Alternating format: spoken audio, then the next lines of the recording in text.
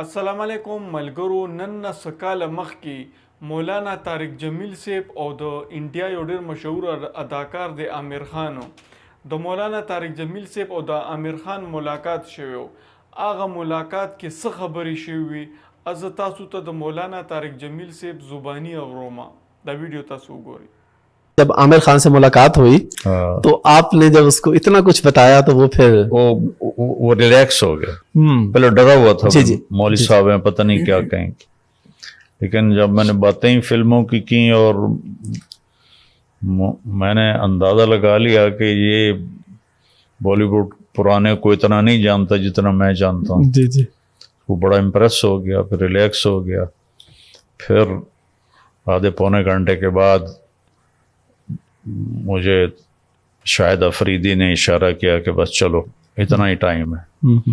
तो मैंने उससे कहा इजाज़त है हम चलें? का नहीं नहीं आप के साथ बहुत अच्छा लग रहा है, आप बैठें।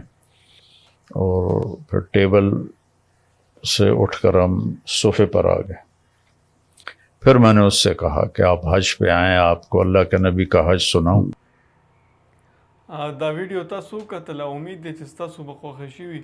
که تاسو غواړئ چې دارنګې ویډیوګانې زه مزید تاسو سره شیر کړم، ای دپاره تاسو زموږ چینل هم ضرور سبسکرایب کړئ. مننه.